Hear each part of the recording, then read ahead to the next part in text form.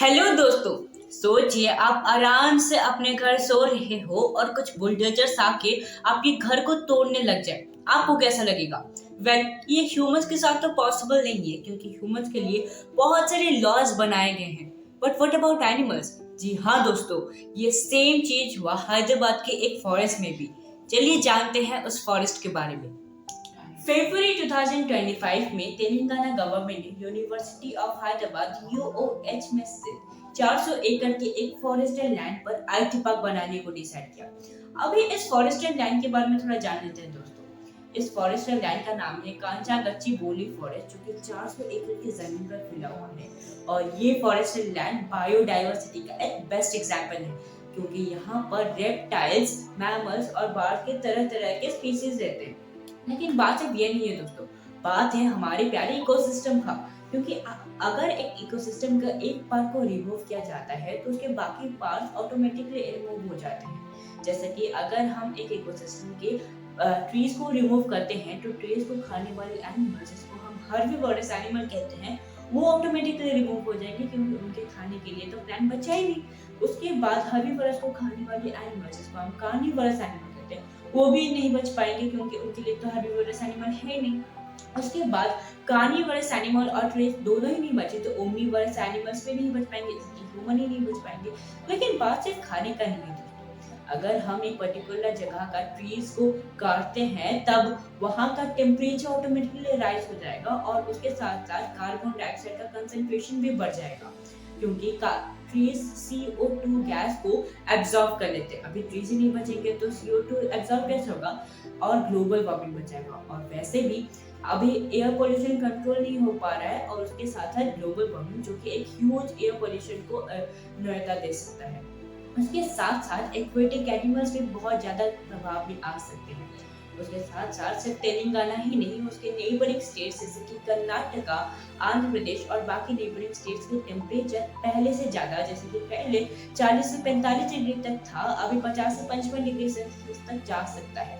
लेकिन इन सारे प्रभावों को नजरअंदाज किया गया और 30 मार्च को फाइनली आर्थ मूवर्स कंचा गच्ची बोली फॉरेस्ट पर भेजा गया। आर्थ मूवर्स जैसे कि लोडर्स, वर्कर्स, बुलडोजर्स को भेजा गया ताकि सारे फॉरेस्ट एरियाज के सारे ट्रीज को काटा जा सके।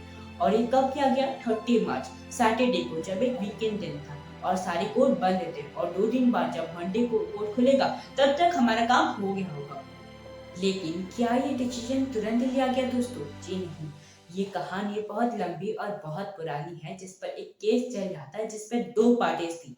एक थे द यूनिवर्सिटी ऑफ हैदराबाद और एक थे द गवर्नमेंट ऑफ तेलंगाना, जिसमें द गवर्नमेंट ऑफ तेलंगाना का कहना ये था कि ये हमारा लैंड है और हम यहाँ पर मॉडिफिकेशन कर सकते हैं। लेकिन द यूनिवर्सिटी ऑफ हैदराबाद का कहना ये था कि भले ही तुम्हारा लैंड है लेकिन ये लैंड हमारे कैंपस के अंदर आता है और अगर आप यहाँ पर मॉडिफिकेशन करोगे तो ये हमारे लिए डेंजर बन सकता है। लेकिन अनफॉर्चुनेटली मई 2024 में द गवर्नमेंट ऑफ तेलंगाना ये केस जीत जाती है और ये केस 20 साल तक चलती है।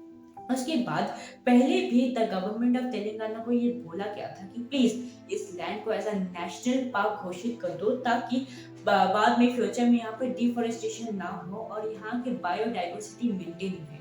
लेकिन ऐसा कुछ भी नहीं किया गया था। और जैसे कि मैंने बताया था, 30 मार्च रात के समय पर तेलंगाना इंडस्ट्रियल इंफ्रास्ट्रक्चर कॉर्पोरेशन यहाँ पर आई और पेड़ करना शुरू कर दी और चारों तरफ बैरिकेड लगा दी ताकि स्टूडेंट्स यहाँ पर इंटरफेयर ना कर सके। लेकिन जब स्टूडेंट्स को पता चला कि यहाँ पर कुछ डिफोरेस्टेशन हो रहा है क्योंकि चिल्लाने का आवाज भी बहुत सुनी एनिमल्स का, तो इसलिए वो प्रोटेस्ट करने का सोचे और उसके नेक्स्ट डे 53 स्टूडेंट्स का एक ग्रुप प्रोटेस्ट करना शुरू कर दिया। स्टूडेंट्स का कहना ये था कि इसके बारे में पहले नहीं बताया गया था और ये ग्लोबल वार्मिंग का भी एक हिस्सा हो सकता है, इसलिए इसको रोका जाना चाहिए। लेकिन सो कल आर्थ मूवर्स इसको नहीं रोकी और इसके साथ साथ वो जो ग्रुप था 53 स्टूडेंट्स का, उनमें से 2 जन को अरेस्ट भी किया गया और उसके बाद वाले दिन उनको रिलीज कर दिया गया और बहुत सारे स्टूडेंट्स भी इंजर्ड भी हो गए।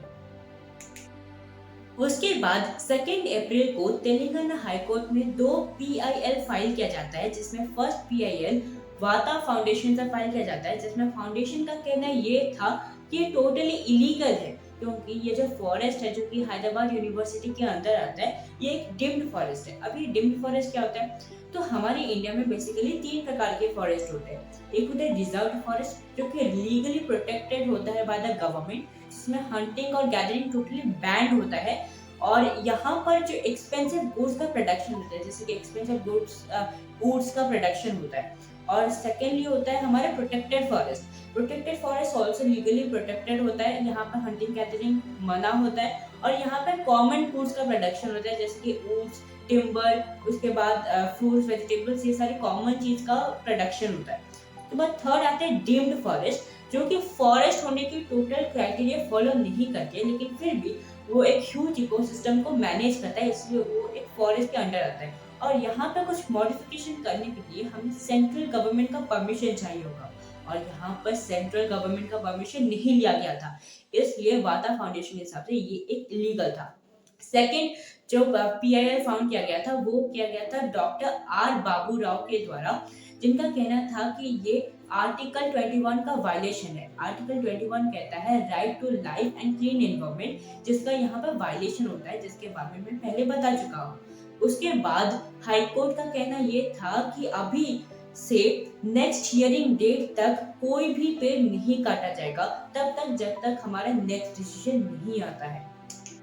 और धीरे धीरे ये केस नेशनल अटेंशन बन गया, and in the next day 3 अप्रैल को सुप्रीम कोर्ट इस केस पर इंटरफेयर करता है, और पहले वो इस केस का ग्राउंड रिपोर्ट चेक करता है। उसके बाद वो तेलंगाना गवर्नमेंट से क्वेश्चन करता है कि ऐसा कौन सा मुसीबत आ गया था कि रातों रात विदाउट गिविंग इन नोटिस इस जंगल को काटना पड़ा, इस सारे पेड़ों को काटना पड़ा।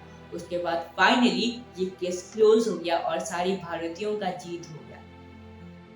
अभी बात आता है कंक्लूजन का, जो कि बहुत सारे लोगों को अच्छा नहीं लग सकता है, बहुत सारे लोगों को अच्छा लग सकता है, लेकिन जो सच्चाई है उसे सुन लेते हैं।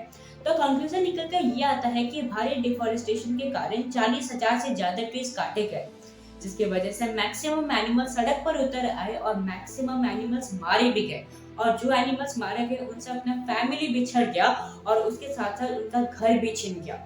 और जो एनिमल्स सड़क पर उतर आए हैं वो या तो डोमेस्टिकेटेड एनिमल्स या फिर सोशल एनिमल्स यानी कि ह्यूमंस पर अटैक करेंगे, और वो दोनों भी इंजर्ड हो जाएंगे। और उसके बाद क्या, वो सारे एनिमल्स चूक हो जाएंगे और पैसा कमाने का सोर्स बन जाएंगे, या फिर ऑन द स्पॉट उनको मार दिया जाएगा। क्या ये है रियलिटी? ये एक डीप कंसर्न है। मेरे हिसाब से अगर एक डिसीजन लिया जा रहा है तो उसका कॉन्सिक्वेंसेस और इफेक्ट्स देखकर उसे इम्प्लीमेंट करना चाहिए, ताकि किसी को भी कोई प्रकार का हानि ना हो, और अगर भी हो तो उसको रिप्लेनिश करना भी गवर्नमेंट का ही जिम्मेदारी है।